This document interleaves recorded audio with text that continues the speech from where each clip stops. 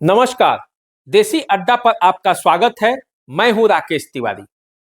बिहार के मुख्यमंत्री नीतीश कुमार को अब इस बात को समझ जाना चाहिए कि फोन तो उनके पास बहुत आएंगे, पर प्रधानमंत्री का कैंडिडेट कोई नहीं बनाएगा। इंडिया गठबंधन जिसका नींव उन्होंने रखा, उसमें अब उनकी वो पूछ नहीं है जो उन्होंने प्रयास किया था और जो पहले दूसरे मीटिंग में जो पूछ नीतीश कुमार की थी। नीतीश कुमार जब जब गुस्साते हैं इंडिया गठबंधन के कार्यकलापों को लेकर, तब तब उनके पास फोन आ जाता है।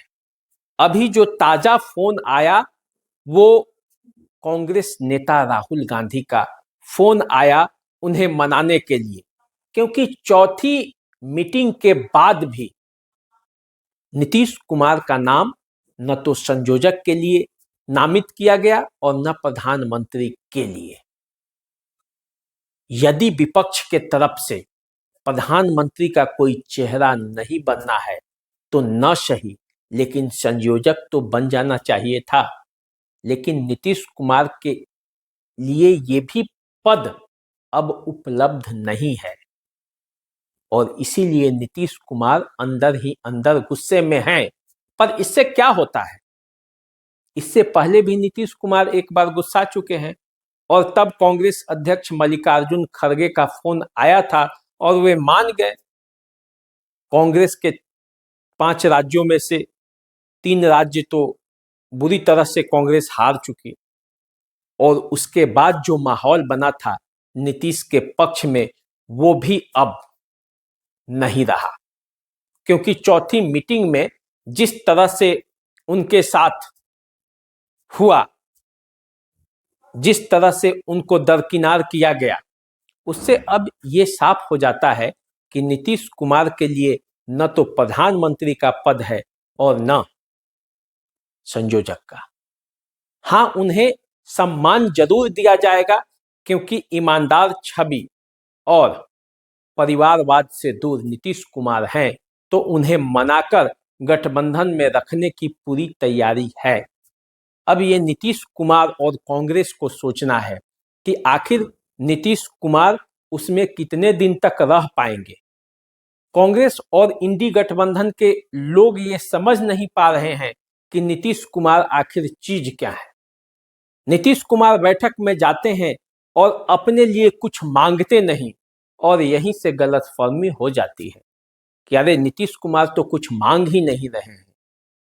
तो इंडिया गठबंधन के सभी सदस्यों को ये समझना होगा कि नीतीश कुमार अपने लिए कभी नहीं मांगते, लेकिन उनको चाहिए सब कुछ होता है। जब तक उनको मिलेगा नहीं वो रहेंगे नहीं और अपने मुंह से मांगेंगे नहीं। यही तो नीतीश की राजनीति है और शुरू से इसी नीति पर तो नीतीश चलते रहे हैं और परिस्थितियां ऐसी बनती रही हैं कि लोग उन्हें थाल में सजाकर सत्ता देते रहे हैं। अब देखिए ना, जब बिहार में लालू यादव की तूती बोल रही थी और लालू विरोध के किसी को नायक बनना था, तो वो नायक नीतीश कुमार बनकर कैसे उभरे। कोई बहुत बड़ा नीतीश कुमार ने अपने तरफ से प्रयास नहीं किया, बल्कि यूं कहें तो थाल में सजाकर नीतीश कुमार को लालू विरोध का नायक बना दिया गया। कैसे बने, इस रिपोर्ट को देखिए।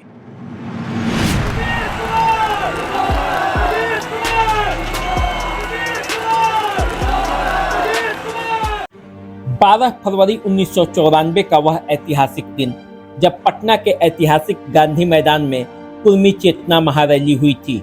इस रैली ने नीतीश कुमार के राजनीतिक भविष्य को नई दिशा दी और वे बिहार के मुख्यमंत्री बनने की दिशा में अग्रसर हो गए। इस रैली के आयोजक नीतीश कुमार नहीं थे, इसके आयोजक थे पूर्व विधायक सतीश कुमार सिंह। इस रैली को सफल बनाने के लिए सतीश कुमार सिंह हर उस प्रमुख नेता को शामिल करना चाहते थे जो कुर्मी जाति से आते थे। इसमें सबसे प्रमुख थे नीतीश कुमार, जो रैली में शामिल होना ही नहीं चाहते थे। नीतीश कुमार को इस बात का डर था कि इस रैली में शामिल होने से उन पर एक खास जाति के नेता होने का ठप्पा न लग जाए। काफी प्रयास के बाद सतीश कुमार ने नीतीश कुमार को इस रैली में शामिल होने के लिए तैयार किया। रैली में जबरदस्त भीड़ थी। इसमें जब नीतीश कुमार शामिल हुए तो इस भारी भीड़ से उन्हें बिहार को संबोधित करने का मौका मिला और वे लालू विरोध के नायक बनकर उभर गए। इंडिया गठबंधन के घटक दलों और कांग्रेस को ये समझना चाहिए कि नीतीश कुमार कभी कुछ नहीं मांगते हैं, यहां तक कि मुख्यमंत्री का पद भी नहीं मांगा। जिस मुख्यमंत्री के पद पर वे 18 सालों से जमे हुए हैं, टिके हुए हैं, उस पद को भी भाजपा ने अपने जी जान लगाकर नीतीश कुमार के लिए उपलब्ध कराया। वर्ष 1995 के विधानसभा चुनाव में नीतीश कुमार की समता पार्टी को मात्र 7 सीट प्राप्त हुई थी। तब पूरे बिहार में भाजपा को 95 सीटें मिली थी। समता पार्टी से कई गुना अधिक सीट प्राप्त होने के बावजूद केंद्रीय राजनीति को ध्यान में रखकर भाजपा ने नीतीश कुमार को आगे बढ़ाना शुरू किया, जिसका नतीजा सन 2000 के चुनाव में दिखा। इस चुनाव में नीतीश कुमार की पार्टी जदयू को 67 सीटें प्राप्त हुई और भाजपा को 34 सीटें मिली। पहली बार नीतीश कुमार 7 दिनों के लिए मुख्यमंत्री बने।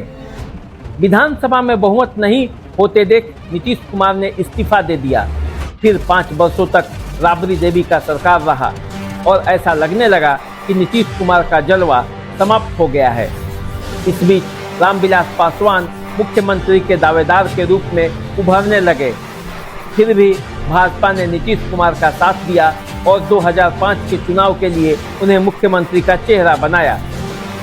तब इस चुनाव में जदयू को 55 सीटों पर और भाजपा को 37 सीटों पर जीत हासिल हुई। राजद को 75 सीटें मिला।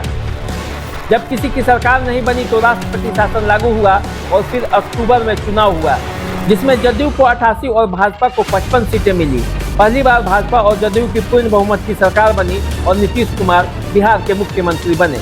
अब जिस नीतीश कुमार की आदत ही हो गई हो कि उन्हें सत्ता लोग थाल में सजाकर देता हो, तो वे नीतीश कुमार भला अब प्रधानमंत्री पद और संयोजक के लिए मुंह क्यों खोलेंगे। लेकिन वे चाहते हैं कि उन्हें प्रधानमंत्री का पद के लिए कैंडिडेट बनाया जाए, उन्हें इंडिया का संयोजक बनाया जाए। पर इंडिया के नेताओं को ये बात शायद समझ में नहीं आ रही या वे समझना ही नहीं चाहते। तो यदि वे नहीं समझना चाहते तो नीतीश कुमार को शायद वे अभी नहीं समझ पाए हैं। नीतीश कुमार साथ रहकर भी साथ नहीं होंगे और जब नहीं रहेंगे तब तो नहीं ही होंगे। तो ऐसी स्थिति में इंडिया गठबंधन का क्या हाल होगा, ये आने वाले वक्त में पता चलेगा। तो चलिए आप हमारे साथ बने रहिए और सोचते समझते रहिए कि मैंने जो बातें कही है उसमें कितनी सच्चाई है। अगर आपके मन में भी कुछ सवाल आ रहा हो तो आप कमेंट बॉक्स में हमें जरूर लिखें। चैनल को सब्सक्राइब करें, फेसबुक इंस्टाग्राम पर हमें फॉलो कीजिए। नमस्कार।